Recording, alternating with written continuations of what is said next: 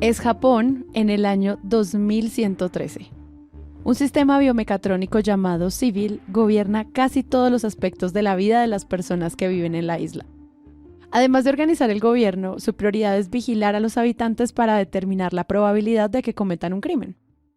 Civil se fija cuidadosamente en cada persona en Japón y los monitorea y registra todos sus datos. Si tu presión arterial es muy alta, podría ser un criminal. Si tu frecuencia cardíaca está muy acelerada, podría ser un criminal. Si la temperatura de tu cuerpo es alta, Civil dirá que tal vez eres un criminal en potencia. El robot guarda información sobre las expresiones faciales. ¿Andas alterado? Civil lo va a notar y le dirá al gobierno que eres un criminal. Incluso si el tono de tu voz cambia o si tiembla. Adivina qué pasaría. Este es el argumento principal detrás de Psycho Pass, un anime de Production ID codirigido por Naoyoshi Shiotani y Katsuyuki Motohiro, y escrito por Gen Urobushi, que salió al aire entre 2012 y 2013. La serie aborda una sociedad posguerra, donde el desarrollo tecnológico permitió un estado que controla y vigila a todas las personas. Hay escáneres de todo tipo para medir el estrés a partir de la disposición corporal, las expresiones del rostro, el movimiento de la retina y clasificar con eso a las personas que son criminales en potencia, quienes son obligados a algo que en la serie llaman reacondicionamiento sináptico. El reacondicionamiento sináptico es una frase que usan en la serie para referirse a reacomodarle las conexiones neuronales a la gente para evitar que se vuelvan delincuentes. A ella ya la conocen. Sombra es nuestra nueva asistente de conversación. A medida que detecte términos desconocidos que sea necesario explicar, iniciará su función de apoyo. Comenzando instalación. Si el coeficiente criminal, entre comillas, es demasiado alto, el sistema incluso puede tomar la decisión de sentenciar a muerte a las personas. Lo paradójico es que las personas encargadas de ejecutar las órdenes del sistema son en su mayoría criminales en potencia. Esta distopía muestra el potencial de la tecnología para controlar y vigilar a partir de los rasgos biométricos, sentenciando a personas que no necesariamente han cometido un crimen, pero que por diferentes motivos tienen alterada su psique. Aunque dibuje un panorama que aún parece lejano, resuena con cosas que están pasando actualmente, como ese monitoreo de ondas cerebrales en los estudiantes en China, con los que determinan si están o no aprendiendo en clase, o los sistemas de videovigilancia instalados por empresas con el fin de monitorear el trabajo de los empleados en la oficina y en la casa.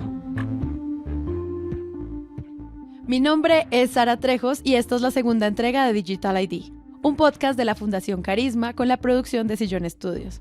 En el episodio pasado abordamos conceptos básicos de la identidad digital. Si no lo ha escuchado, lo invitamos a que lo haga. En este episodio hablaremos de la relación de la biometría con el control y vigilancia de sociedades democráticas y cómo todo este tipo de tecnologías puede poner en riesgo nuestra libertad de expresión, nuestra libertad de asociación y el derecho a la protesta.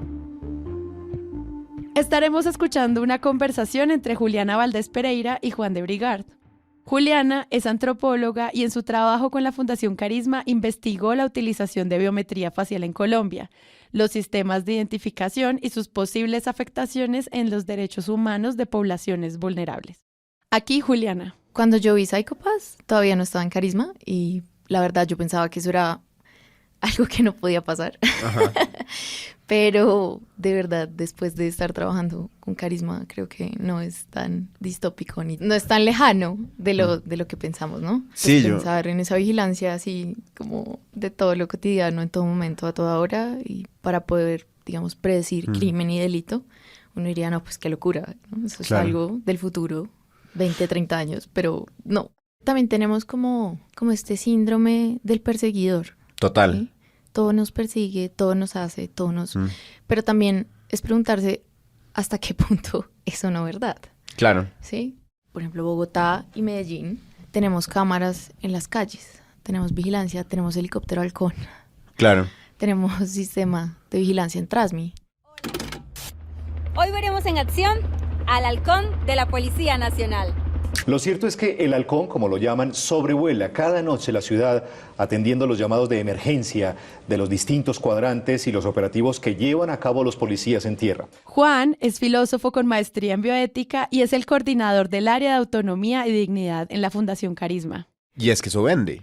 Claro. Eso vende. O sea, parte de lo que pasa con estas tecnologías es que las narrativas aquí, un homenaje a Presunto Podcast en el estudio de Presunto Podcast, que hacen posible que esas tecnologías tengan su lugar. Lo que uno dice que hace con esas tecnologías vende muy bien en términos políticos y en términos sociales. Claro. Es decir, cuando uno dice que esas tecnologías van a ser de una ciudad como Bogotá, de 8 millones de habitantes, tan compleja, tan llena de crimen, una ciudad más segura, pues la gente sí se le van los ojitos detrás de los Claro. sistemas de reconocimiento facial, pero de ahí a que eso funcione y de ahí a que eso realmente produzca unos resultados positivos en términos de los números de crimen, es una cosa muy difícil de probar. El Instituto Eastlands, que tiene sede en Inglaterra, empezó una investigación tratando de medir el impacto de las cámaras de seguridad en Medellín.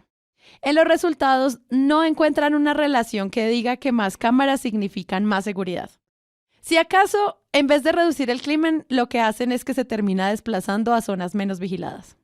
Este caso nos ayuda a pensar en una reflexión mayor, y es que las ciudades concentran sus intervenciones en aumentar la presencia de la policía y en llenarnos de tecnologías de vigilancia como las cámaras, y no en la necesidad de preguntarse y resolver las causas por las cuales las personas cometen delitos.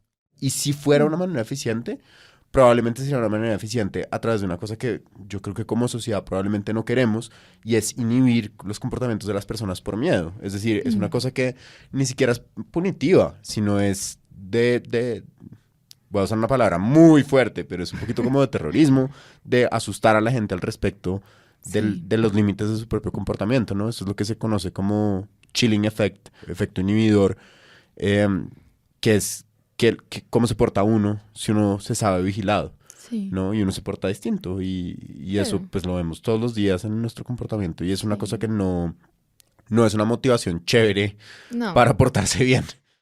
Cómo se porta uno si uno se sabe vigilado, Sí. ¿no? Y uno se porta distinto y eso Claro. pues lo vemos todos los días en nuestro comportamiento y es una Sí. cosa que no es una motivación chévere No. para portarse bien.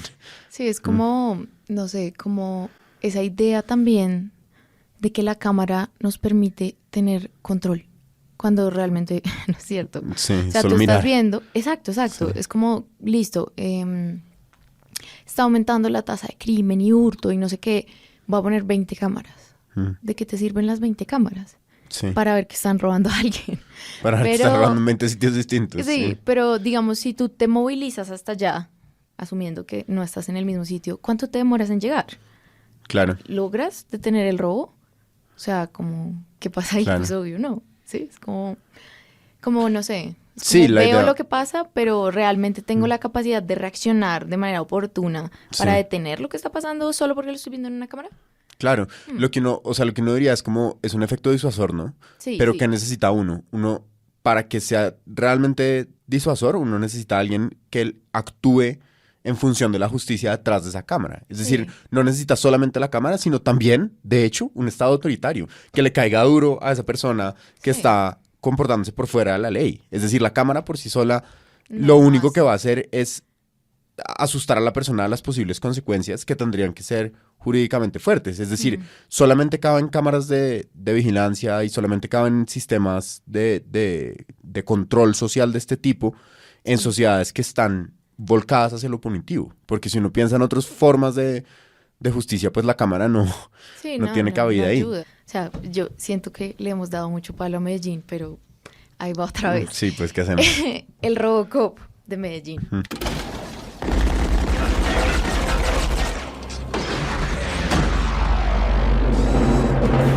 Oficial de policía, quedan detenidos. Este como que no es, este sí. Y es así como el producto Robocop continúa generando hitos importantes en la percepción de seguridad de los ciudadanos de Medellín. El turista se siente mucho más seguro en esta parte, nosotros los vendedores también. Robocop es el primero de 40 dispositivos que espera implementar la alcaldía de Medellín en las calles de la ciudad, que busca monitorear en tiempo real cualquier punto, con cámaras dotadas de capacidades técnicas que incluyen el reconocimiento facial y de placas. principio, el aparato estaría dedicado a coger presuntos delincuentes, identificar rostros y placas y así ayudar a las autoridades en las capturas y esclarecimiento de hechos delincuenciales en la ciudad. Sin embargo, la alcaldía de Medellín anunció que Robocop a partir de ahora tendría otra función. Pues se convirtió en una herramienta poderosísima para este punto. No solo mejoró el tema de basuras, eso está limpio, yo lo puedo además revisar desde el celular para ver si sigue limpio o no. En la ciudad de Medellín la presentación, Juan, de un robot policía.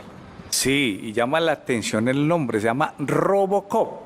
No es charlando, muy así de lo película. denominó el alcalde. Robocop trabaja una tecnología también de punta manual, de primera HD, de primer acercamiento a caras que se cotejarán inmediatamente con centrales de seguridad para saber qué personas sospechosas hay en el sector. Llama la atención lo que el alcalde decía, que servía hasta para predecir el delito. Claro, esta cámara inmensa que servía con paneles solares, sirve, ¿no? Que se va moviendo y va mostrando lo que va pasando en la ciudad y buscamos como desde Carisma, como venga, ¿qué efecto tiene esto? Porque claro, en su momento dijeron, mira, las cámaras lo que hacen es bajar los índices de delito y criminalidad, por lo que tú decías, la gente dice, no, ya mira, me están viendo haciendo esto, es más fácil que me identifiquen, va a haber un castigo. O sea, es como que la idea de que el castigo hace que yo no haga. Y en esta investigación que revisamos sobre Medellín, la gente que hizo la tarea decía como, listo, sí, claro, la cámara hace que la gente no cometa crímenes que son ultra visibles, por ejemplo, un atraco, una puñalada, pero no sirve para crímenes que se realizan como de manera mucho más sutil. Por ejemplo, la extorsión. Si yo me paro al lado tuyo, te digo, bueno, pues hasta lo de la vacuna, pues la cámara lo ve como una conversación entre dos personas. Tú estás asustado, claro, pero tú a través de la cámara, solo la cámara, no puedes decir, claro, está extorsionando. Claro. O no sé. Claro, ejemplo, también hay una falsa sensación de seguridad. Exacto. Asociada al tipo de crímenes que eso podría prevenir o no. Que es una cosa muy triste cuando lo que uno le están vendiendo es como una idea de seguridad completa. Sí, que realmente que no está ahí. No existe. Y si lo pensamos, es una alternativa o es una forma de pensar la criminalidad o la reducción de la criminalidad que se ha expandido mucho en el país. ¿Sí? Total. Pensemos nada más en la Policía Nacional y en la adquisición general del sistema AVIS. AVIS es un sistema de reconocimiento facial, palmar y dactilar que implementó la policía. Casi que desde 2017 están en su implementación. Se implementó pues, desde el Fondo Rotatorio de la Policía y las razones que justificaban su implementación iban desde que, claro, había nuevas alternativas tecnológicas que permitían, digamos, actuar de manera mucho más rápida sobre la identificación de los criminales, pero también estaba esta idea de que era una forma de contribuir a disminuir el delito en los cuadrantes, de investigar mucho más fácil y de judicializar de manera mucho más fácil, claro. AVIS por sus siglas en inglés es el Sistema Automatizado de Identificación Biométrica. Un sistema que la Policía Nacional empezó a usar en 2019 con el fin de identificar a personas sospechosas o con procesos penales pendientes en videos e imágenes de los sistemas de cámaras de seguridad instalados en las ciudades. El sistema usa biometría facial, dactilar y palmar. Y piensen que esto no solo es un tema de privacidad, también es de la plata y de nuestros bolsillos. Ese contrato costó más de 11.000 millones de pesos y al principio la policía no pudo usar el sistema AVIS porque no contaba con un acceso a una base de datos de rostros que le permitiera comparar los registros capturados por el sistema. Algo que ya les había sucedido en un ensayo similar, pero para el sistema de Transmilenio en Bogotá. Entonces, ¿qué pasó? Para que pudiera funcionar AVIS, la policía le pidió a la registraduría que le compartiera las plantillas faciales de las personas que tenían antecedentes judiciales. Al principio, esta solicitud fue negada, pero hace poco, en 2021, lograron un convenio interinstitucional con el cual se le dio acceso a la policía a todos esos rostros. Este es el sistema que eventualmente entrará en funcionamiento en Bucaramanga. Desde la Administración Municipal, junto con nuestra Policía Nacional, estamos trabajando en el software AVIS, en la implementación del mismo en la ciudad, que permitirá tener estaciones de reconocimiento facial que se van a interconectar con cámaras en diferentes puntos de la ciudad. A la fecha tenemos una correlación de más o menos 20 cámaras que estarán ubicados en los sitios de mayor concurrencia de la ciudad. Sin embargo, hay un gran pero en este cuento. Hace poquito recibimos en el marco de esta misma investigación, digamos, extendida dentro de Carisma, de la de identidad digital, la respuesta a un par de hechos de petición de Barranca Bermeja y de Bucaramanga, porque vimos en prensa que habían dicho que compraban unas cámaras que tenían reconocimiento facial. Sí. Y entonces nosotros, bueno, pues, ¿cómo es eso? Y mandamos el derecho de petición y nos contestaron como, no, esas cámaras son cámaras normales, las que tenemos son unas de reconocimiento de placas de carros, sí. Que sirven pues para poner partes, son las mismas que tenemos en Bogotá, que es un problema parecido, pero pues un poquito distinto, por lo menos no reconocen a los individuos, sino los carros, que pues está bien que estén identificados. Pero la conclusión es un poco como, basta con que salga en la prensa que hay una cámara de reconocimiento facial para que tenga el efecto inhibitorio y de seguridad que la policía espera que eso tenga, si de hecho tiene reconocimiento facial. El ejemplo de Transmilenio del que no hemos hablado, el ejemplo de Transmilenio es que hace un par de años en Bogotá arrancaron con un sistema de reconocimiento facial en Transmilenio. Las cámaras estaban dotadas del software que permitía hacer ese reconocimiento, pero la registraduría no había creado una base de datos completa de rostros. Y entonces para que uno tenga reconocimiento facial, pues tiene que tener la foto del que salió de la cámara de vigilancia, pero tiene que tener también contra qué contrastarla. Tiene que tener una base de datos para saber pues quién era el tipo, porque si no, no tiene solamente una foto del tipo y ya, nada más. ¿Y qué tenía el sistema de Transmilenio? Pues un montón de fotos, porque la registraduría no tenía las bases de datos. Entonces, como en 6 meses de operación, identificó como a 4 personas de todos los usuarios de Transmilenio a lo largo de meses, que es un poco como esa confianza ciega en una tecnología que en realidad no está resolviendo el problema central de seguridad que hay. El otro problema que había era la conexión de las cámaras de Transmilenio al puesto de mando de seguridad de la Policía Distrital para poder garantizar una respuesta oportuna a los problemas de seguridad. Son las 10 minutos de la mañana. ¿Sirven o no sirven las cámaras de los buses? Vamos a hacer la prueba.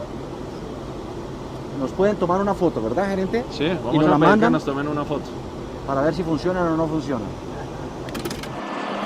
En 2015, con el fin de brindar herramientas a las autoridades en el sistema Transmilenio, fueron instaladas 24 cámaras de vigilancia con tecnología de reconocimiento facial. Estamos dando el salto tecnológico a darle mayores herramientas a la policía para la efectividad de la seguridad de los ciudadanos. Actualmente, estas cámaras están en uso, pero solamente con funciones de vigilancia. Desde el año pasado, el concejal Juan Baena ha denunciado que las cámaras instaladas en los buses de Transmilenio y el SITP no están conectadas con el centro de comando y control C4 del distrito. El mayor corredor, por supuesto, de Bogotá, pues es Transmilenio. Allá circulan diario más o menos 2 millones y medio de personas. Entonces, pues tienen 32.800 cámaras que estamos esperando que en realidad tengamos un sistema de vigilancia robusto, el necesario que tiene Bogotá para reaccionar en tiempo real y que tenga un monitoreo. Estamos implementando un sistema de vigilancia en cámaras. Masivo, no tenemos contra qué contrastar las imágenes y uno diría, bueno, listo, de la experiencia se aprende. Ajá. Pero no, porque claro, la policía implementó su sistema AVIS también y también le faltaba la base. Sí. El sistema AVIS ya tiene acceso a la información de rostros con antecedentes criminales de la registraduría. La identificación biométrica usando cámaras de seguridad en el espacio público en las principales ciudades de Colombia ha tenido sus tropiezos, pero queda claro que no ha sido a causa de una discusión concienzuda sobre los riesgos que esta tecnología trae para los derechos y libertades civiles. Es más bien por cuenta de que hay procesos de contratación deficiente o falta de coordinación interinstitucional. Por eso es que sigue siendo necesario un marco regulatorio de qué datos se pueden recoger y qué van a hacer con ellos después.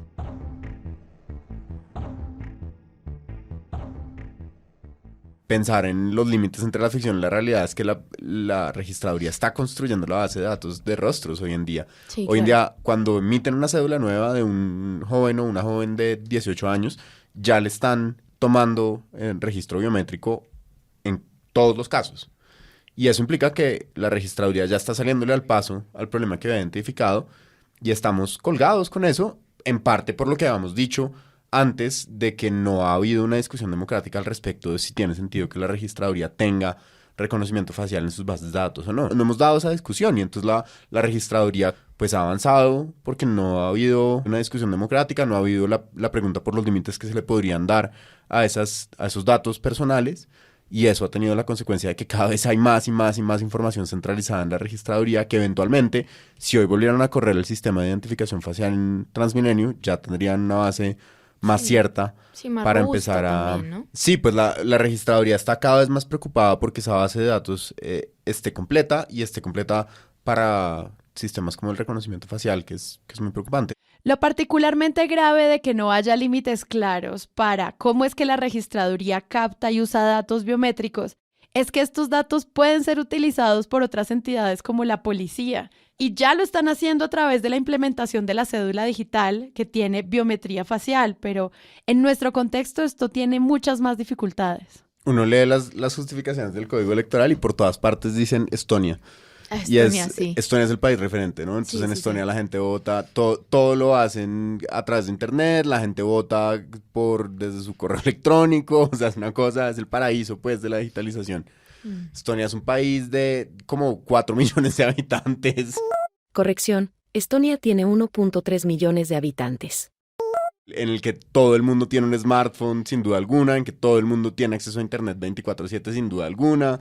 Sí. Son unas condiciones materiales absolutamente distintas y está bien, o sea, está bien que queramos transitar hacia un sistema de identidad más eficiente, tiene sentido que persigamos una relación con el Estado más fácil y más funcional y más eficiente, eso está bien, eso no está mal, pero está re mal que lo hagamos sin considerar las condiciones materiales en las que vivimos en Y Colombia. no solo materiales, ¿no? O sea, también políticas. Totalmente. O sea, digamos, Totalmente. pensemos, listo, teníamos hace unos años una policía con un sistema AVIS que no funcionaba porque no tenía base de datos.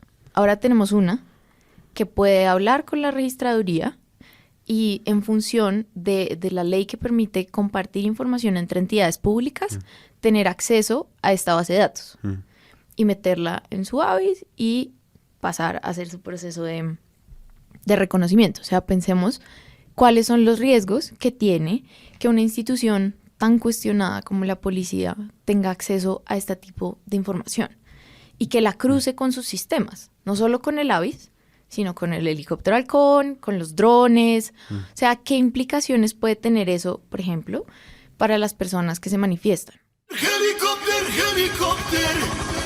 La Registraduría Nacional del Estado Civil Colombiana comparte mejor dicho, no comparte, ofrece servicios de identificación y de autenticación a entidades públicas. Autenticación quiere decir cuando uno responde a la pregunta de si esa persona es quien dice ser, ¿cierto?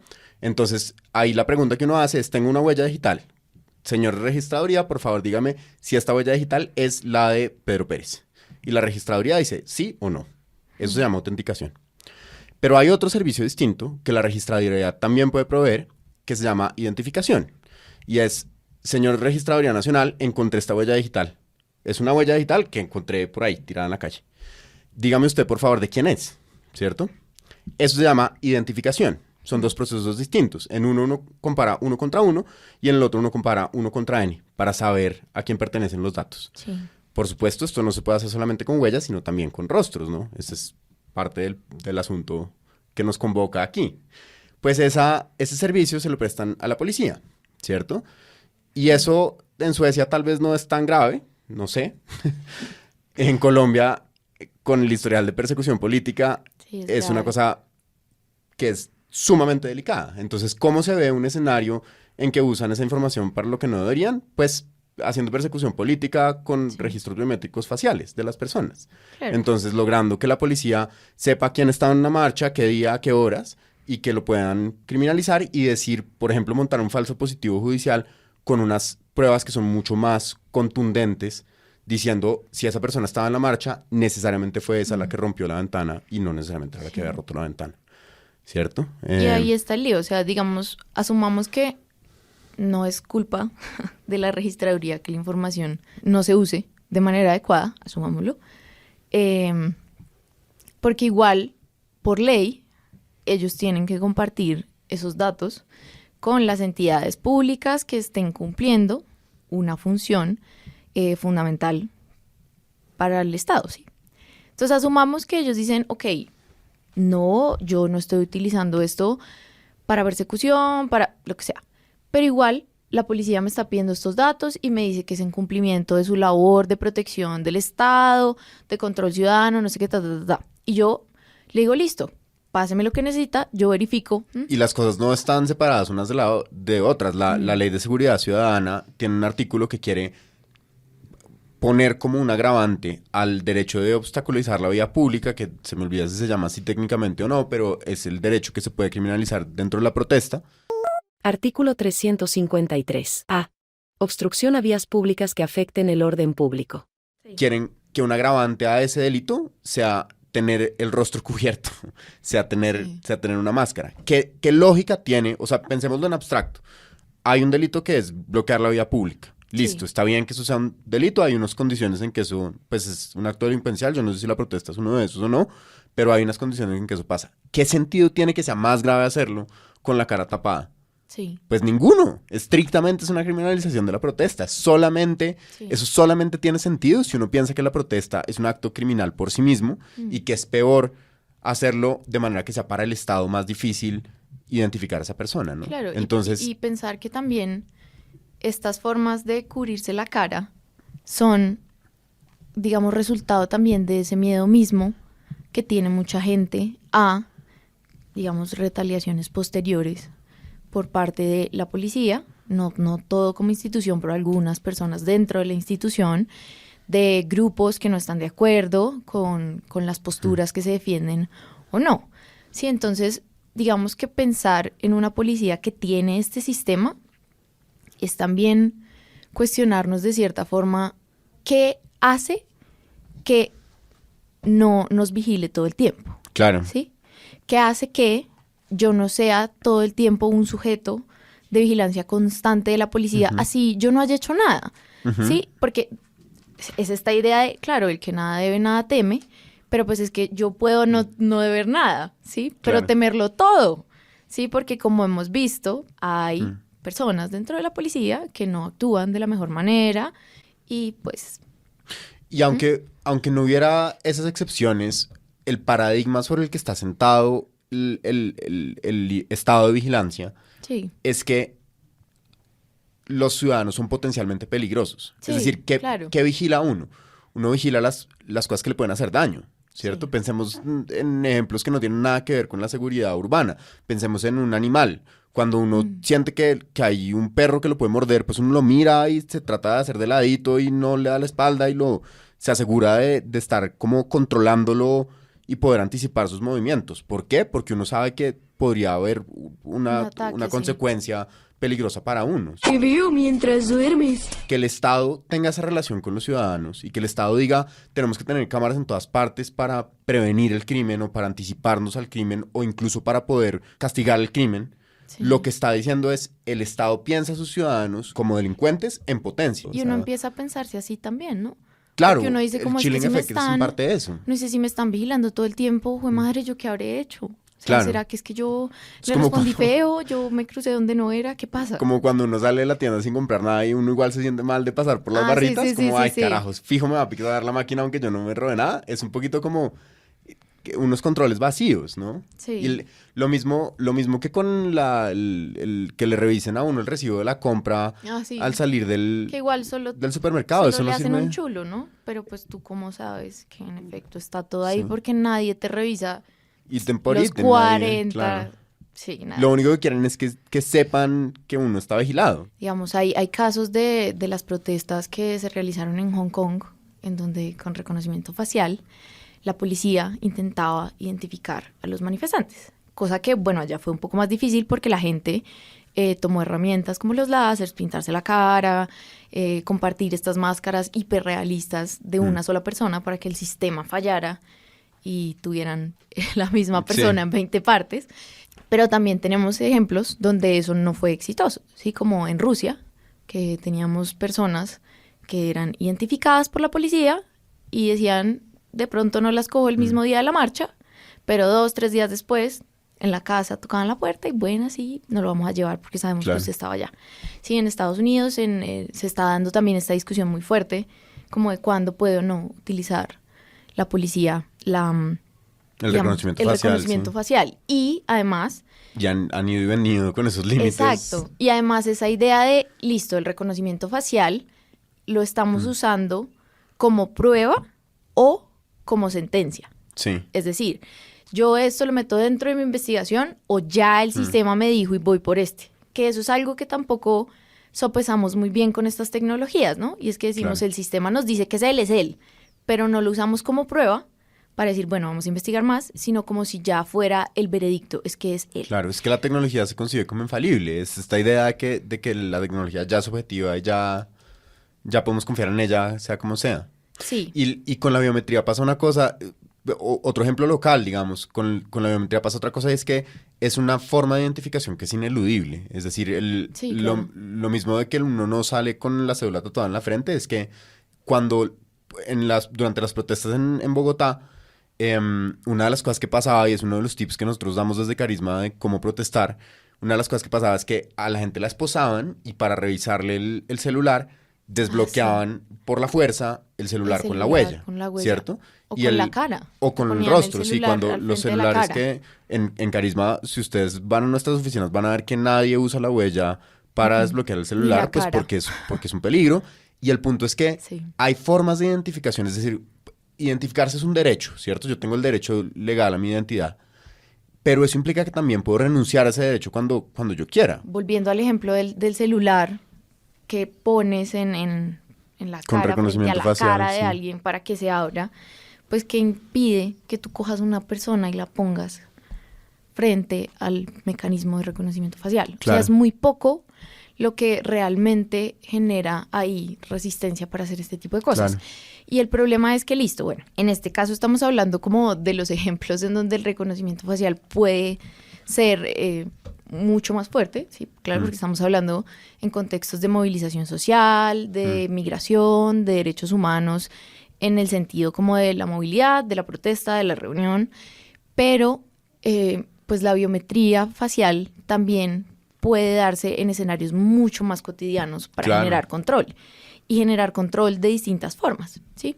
Entonces, por ejemplo, nosotros en las investigaciones que hemos hecho para Digital ID, tenemos un ejemplo muy fuerte de China, y es cómo a través del reconocimiento facial en una escuela en China se hace un monitoreo constante de las actitudes del estudiante en clase, ¿sí?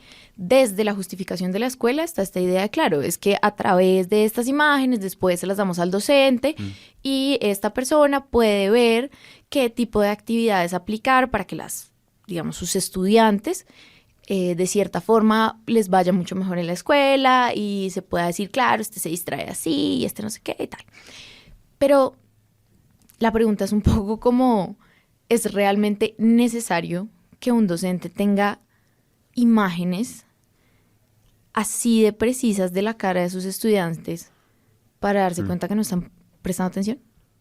Claro. O sea, ¿y eso qué implica para un niño? O sea, para un niño en edad escolar, una niña en edad escolar, saber que todo el tiempo le están mirando la cara en clase. Y qué inferencias está haciendo el software también, ¿no? Claro. Y es que eso construye, pensemos en Instagram y en las otras redes sociales o en los sistemas que le ofrecen a uno de publicidad, que le ofrecen a uno servicios o productos. Eso le construye a uno también los deseos, ¿no? Entonces, si a uno en Amazon le sale cada vez más publicidad sobre X cosa, pues es más probable que uno se vea tentado a comprarla, ¿cierto? Es el principio de la publicidad también. A uno le aparecen muchas publicidades de Coca-Cola y uno quiere comprar más Coca-Cola. Entonces, hay como un ciclo de retroalimentación, pero ahora pensemos con el comportamiento en las escuelas en China. Si uno tiene un refuerzo positivo por unas ciertas formas de comportarse que son artificiales y que están mediadas por un sistema de reconocimiento facial, pues lo que uno va a tener es la reproducción de esos mismos comportamientos, sean buenos o malos o los que sean, ¿cierto? Son comportamientos, el algoritmo de reconocimiento facial va a estar definiendo qué comportamientos se reproducen más en esos salones de clase y cómo se portan los niños en función de lo que el algoritmo programó. Y eso solamente es deseable si el algoritmo fuera completamente alineado con nuestros valores y con nuestra forma de concebir el mundo. Pero ya vimos que esos algoritmos se equivocan muchísimas veces. Claro. Y que son falibles y que operan al igual que opera cualquier otro sesgo humano y lo reproduce y en muchos casos lo empeora. Claro, es esta idea de estamos reproduciendo ese tipo de comportamientos por los que supuestamente estamos implementando la alternativa. Queremos que el niño o la niña ponga atención en clase. Sí, el algoritmo nos dice que, claro, cuando hace esta cara no lo está haciendo. Entonces tenemos un niño que también aprende, ¿sí? Y dice, el algoritmo ya se la pilló. Entonces no voy a intentar no hacer esa cara, así yo esté distraído o distraída, así yo esté pensando en otra cosa. Voy a poner cara de que entendí. Voy a hacer cara de que entendí, voy a sentir cuando me da el profesor para que diga, claro, está súper pendiente. Entonces, y producimos una externalidad de comportamiento. Claro, y producimos también mecanismos a través de los cuales empezamos a mandar al fondo comportamientos, ¿sí? Entonces es como que cada vez le damos... A castigar comportamientos que... Sí, y cada vez más le damos más herramientas de ocultamiento a ese tipo de comportamientos. Y de pronto se vuelve más problemático expresar que uno no está entendiendo en clase, que uno está perdido, que uno está triste. Sí, pues eso no es deseable. Claro, y produce otras dos cosas. Una es que empieza a determinar ciertos comportamientos como problemáticos, ¿no? Entonces es esta idea de este niño tiene esta cara y no está poniendo atención. Y a la hora de la verdad puede que sí, pero que esa sea su cara y ya, claro. ¿Sí? Y también tenemos pues la preocupación grande y es la privacidad. O sea, es un niño, niña de edad escolar que se sabe vigilada o vigilado 24/7, ¿sí? Que sabe que tiene una cámara enfocada hacia su cara todo el tiempo que está en el salón de clase. Y que esa cámara está tratando de optimizar sus logros escolares, su rendimiento escolar, exacto. Sí, y entonces es esta idea de, bueno, ¿y ese niño o esa niña qué? Sí, porque claro, digamos, hay cierta edad en la que el consentimiento lo dan los padres o los tutores legales, pero ¿qué pasa con la privacidad de ese niño o esa niña? ¿Sí? Digamos, yo creo que en China hay un paradigma que es completamente distinto del de Occidente y es que la privacidad tiene un valor diferente, igual que el individuo tiene un valor distinto. Y en eso se inscribe también un sistema de vigilancia súper amplio que pasa, por ejemplo, porque todas las formas de identidad dentro de China están súper centralizadas. Hay un ejemplo para eso que es muy interesante y es una aplicación que se llama WeChat, en que dentro de la misma aplicación móvil, literalmente, un ciudadano chino puede, sin cambiar de aplicación, hacer transacciones de banco, pedir servicios de domicilios, pagar su comida, su almuerzo, pedir un taxi, contactarse con sus amigos, ver videos de entretenimiento, pedir servicios para su mascota. Hay un video en YouTube que tiene un ejemplo al respecto. Mientras son vigilados permanentemente por cámaras inteligentes de reconocimiento facial capaces de establecer una identidad en tiempo real, ahora los chinos son calificados. 778 sobre 950, 548 no tan bueno, 748 es una buena calificación. Por el momento se trata de una calificación bancaria que certifica el buen manejo de las cuentas y que aquí todo el mundo conoce. Me parece bien ser calificado. Es necesario que haya reglas en una sociedad. Todo eso sin salir de la aplicación. Y eso lo que implica es que, así como hemos pensado en lo centralizado de los datos en la registraduría, si hay una aplicación que tiene todos esos datos completamente centralizados, pues tiene toda la información que necesita para todo, para encauzar los deseos que uno tiene ofreciéndole cosas distintas con publicidad, para encauzar sus acciones y su comportamiento premiando o castigando otras cosas, para regularlo desde el punto de vista político y definir cosas son permisibles y cuáles no, para monitorear sus comunicaciones, para saber con quién tiene contacto y con quién no. Esa es la base por ejemplo, el control durante la pandemia en China, ¿no? Que es un microcontrol tan refinado que era posible rastrear los casos en segundos. O sea, ahí es donde realmente se borra el límite entre la realidad y la ficción, porque es un capítulo de Black Mirror.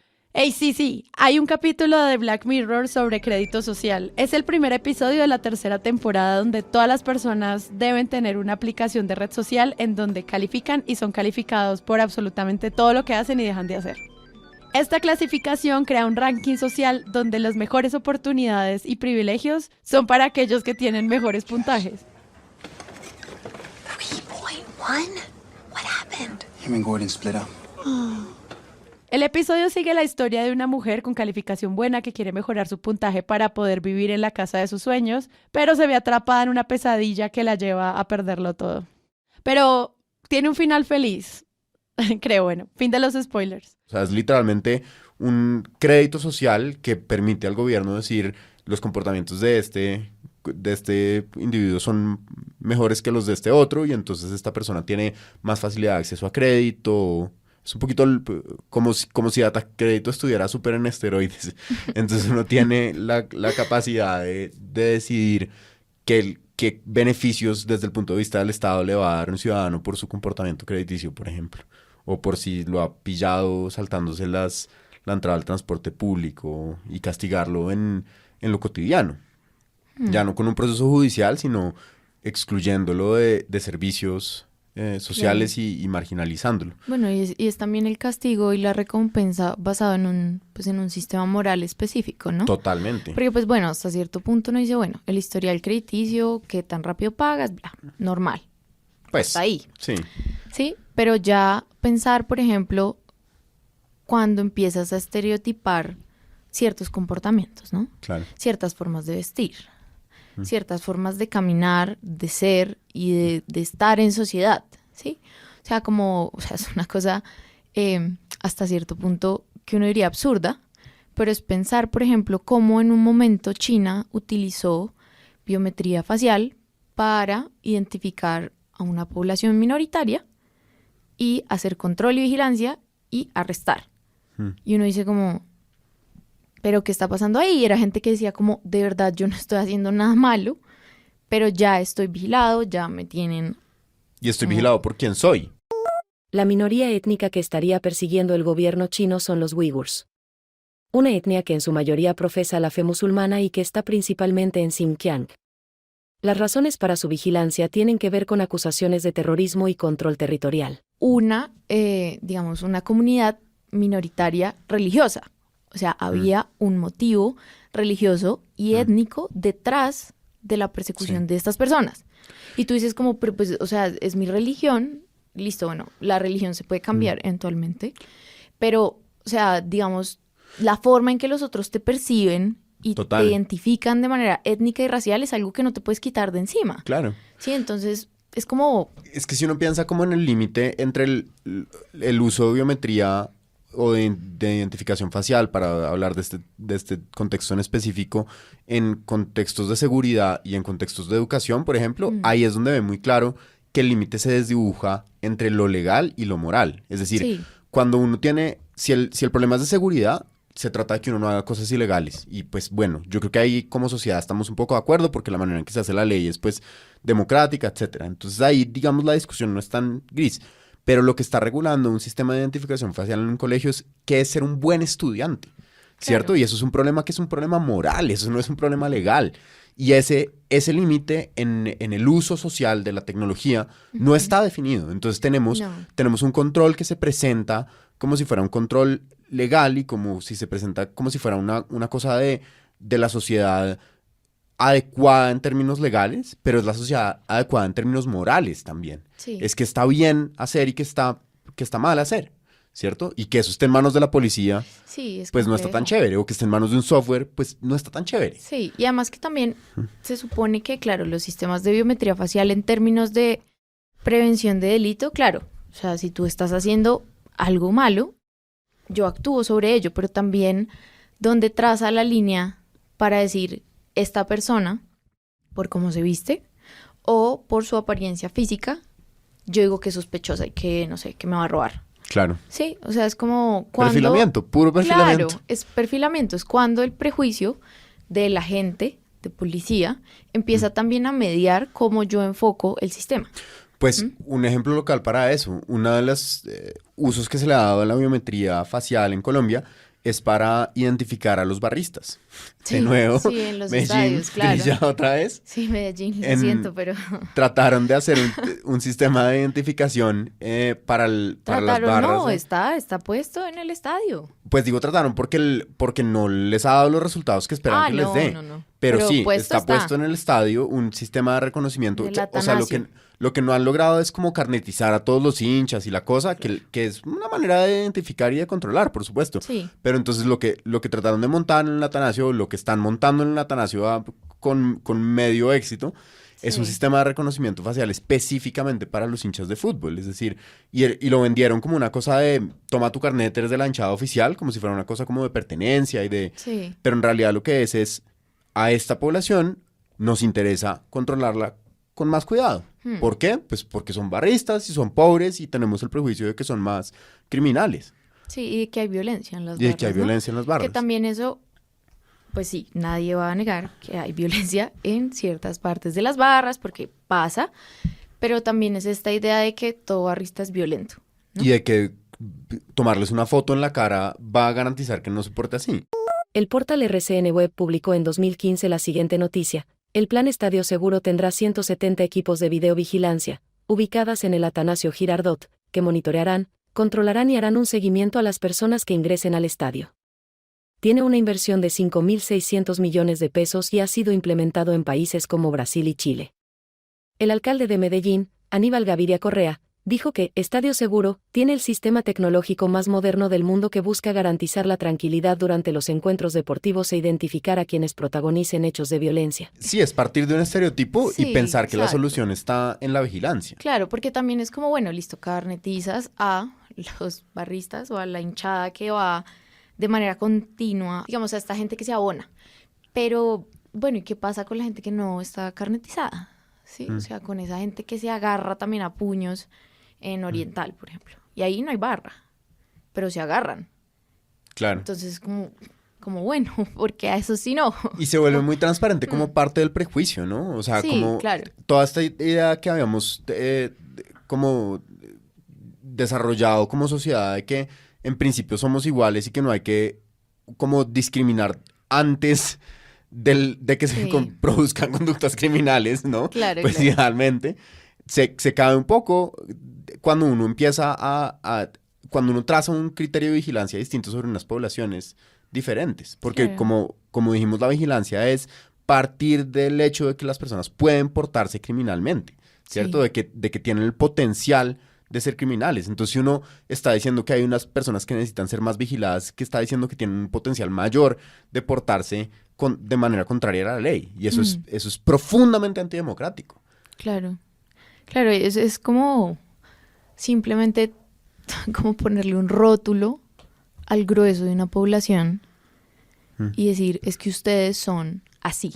Resuena. Por eso yo los estoy vigilando. Es como, es culpa suya. Yo por eso lo estoy vigilando. Resuena muy fuerte con la eugenesia y con la antropometría y con todo el sistema criminal europeo de comienzos del siglo XX, en que lo que uno tiene es, le mido el cráneo y si me dan las medidas de que usted es criminal, pues usted es criminal. Aquí no es le mido el cráneo, sino le miro la ropa y y miro sus gustos de ¿Cómo fútbol. Habla? ¿Usted cómo habla? Y miro cómo habla, exacto. Sí, pero lo que uno está haciendo es lo mismo. Barra también, ¿no? Lo que uno está haciendo es tratar de predecir un comportamiento que uno juzga como antisocial y que uno dice que no debería existir y que está por fuera, y lo está amarrando ya no solamente a sus políticas públicas, sino al rostro de la persona, que es una cosa muy loca.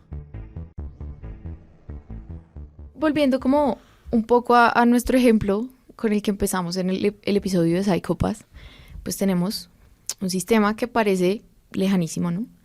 De saber tus gustos, de conforme... Uno dice eso es ciencia ficción. Sí, uno dice eso es ciencia ficción, pero vemos cómo actualmente, conforme a tu estado de ánimo, a tu ropa, a los lugares que frecuentas, a cómo está tu cara, cuál es tu expresión, estamos creando sistemas de vigilancia y de control social supremamente fuertes que se alinean con los criterios de lo que consideramos que es moralmente deseable.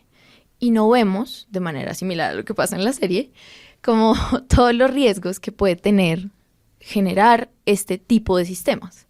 ¿Sí? Digamos, en la serie tenemos un sistema que te puede decir quién vive y quién muere, y en la realidad tenemos un sistema que te puede decir quién es un criminal o no, aunque no lo sea. Entonces está complejo, pero... Que te promete que te puede decir quién es un criminal, exacto, que aunque te lo nunca promete, lo haya sido. aunque nunca Sí. lo haya sido, ¿sí?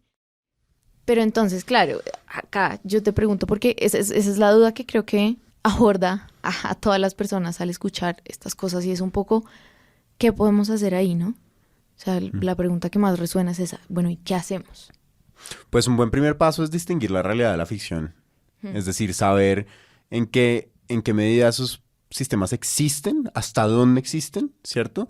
Y qué parte, de qué parte debería preocuparme de verdad y de qué parte no debería preocuparme. Que es una cosa chistosa trabajando entre personas que son expertas en seguridad digital, porque uno ve que para muchas cosas son súper minuciosos y meticulosos de ser muy cuidadosos con sus contraseñas y con algunas cosas del correo electrónico, pero otras son como, no les importan porque saben que no son un riesgo real. Y yo siento que uno debería ser un poquito así con su privacidad. Es decir, yo pienso que uno debería ser más cuidadoso con dar el número de cédula, pero a veces como en contextos cualquiera, por ejemplo, no es problemático decir el número que no es, ¿saben? Y es bueno saber que esos límites no, o sea, cuáles son importantes de cuidar y cuáles no. Entonces yo creo que un buen primer paso es distinguir la realidad de la ficción, y para eso les recomiendo, vayan a la página de Carisma y miren la investigación de identidad digital, que ahí está retratada la realidad que nosotros hemos encontrado. Ahí no hay nada de ficción todavía. Pero además de eso, pues un conocimiento profundo de los propios datos, ¿no? No perder un poquito. En Colombia damos el número de cédula para entrar a un edificio residencial. ¿Por qué? Nos toman foto para entrar a un edificio en muchos casos y nosotros decimos, hágale, sí, claro. Sí, tómela. Claro. O sea, no les voy a decir que se le dan la política de privacidad a todas las cosas que firman, porque pues no va a pasar, pero cuando Aunque uno deberían. está... Aunque deberían, por supuesto. Deberían. Tener un poquito de conciencia de qué es lo que está entregando uno cuando está entregando un dato, ¿no? Recordar que cuando uno está entregando la huella digital, no está entregando solamente la huella digital, sino la información que está amarrada a eso, y hacer conciencia de dónde va sembrando uno sus datos, ¿cierto? Porque eso construye una imagen cada vez más robusta. ¿Qué se puede hacer? Pues tener más cuidado de dónde deja uno la información, ¿no? Sí. Eso desde un punto de vista personal, y desde un punto de vista como de la responsabilidad ciudadana, pues veeduría. Es decir, hemos insistido mucho en que la registraduría necesita un marco de referencia más claro al respecto de cómo se usan los datos, de cómo se pueden usar los datos de las personas colombianas o de las personas que habitan en territorio colombiano. Y las demás instituciones, ¿no? O sea, ¿qué marco hay y qué va a restringir que haya abusos de estos, ¿no? Exijamos que haya una discusión democrática al respecto. Exijamos que haya más claridad sobre nuestros sistemas de identidad y cuál es el límite de esos sistemas de identidad. Exijamos que haya más claridad por qué quieren poner una cédula digital cuando tiene que seguir habiendo una cédula física. Exijamos que haya más transparencia en nuestros sistemas de identidad para que tengamos más control sobre cómo el Estado se relaciona con nosotros. Y como justificaciones mucho más robustas sobre por qué llenar las ciudades de cámaras.